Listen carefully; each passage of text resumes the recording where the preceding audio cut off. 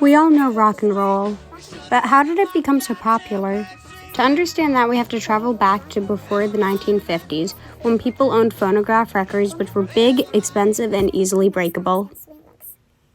Because of this, most families only owned one phonograph player that typically stayed in a communal room so everyone could listen to music. This led to families buying records that would appeal to the whole family. Everything changed when in the 1950s records became smaller, cheaper, and better quality, allowing people to have record players in their own room. Not only were records improving, but radios too. Radios became smaller and cheaper, allowing them to be put into cars. For the first time in history, people could listen to whatever music they wanted, which split music into two demographics, adults and teens. Radio stations and record companies started making music targeted towards adults and teens separately. Radio stations noticed that white teens in the metropolitan area were tuning into popular black radio stations that played rhythm and R&B. In an attempt to keep their audience, white-owned radio stations started playing R&B songs like Shake, Rattle, Roll by Big Joe Turner.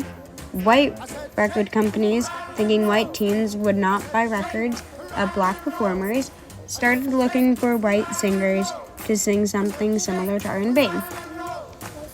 Hence the birth of a mixture of country and R&B, also known as rock and roll. Influential figures. Most people think of Elvis Presley, the king of rock and roll, when they think about the origins of rock and roll, but no one person can take the credit for its creation. Elvis, however, can take credit for rockabilly. Rockabilly, meaning rock and roll played by hillbillies, was an early form of rock and roll in which white people from the South mixed country music with rhythm. This was first introduced by Elvis when he sang "That's All Right, Mama," a song by African-American blues musician Arthur Big Boy Crumdup. Elvis's high tenor voice mixed with the original blues made it an instant hit and kicked off his career. From 1956 through 1958, he completely dominated the pop music charts and ushered in the age of rock and roll, opening doors for both white and black rock artists. He inspired thousands of musicians to follow in his footsteps, as well as influencing his audience's clothing, hair, motivations with his flamboyant style and personality.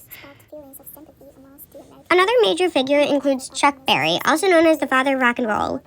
Chuck Berry was an African-American guitar player who started his career by playing in a blues band called Sir John's Trio that played at black nightclubs. Berry revitalized the band and introduced upbeat country numbers into the band's repertoire of jazz and pop music.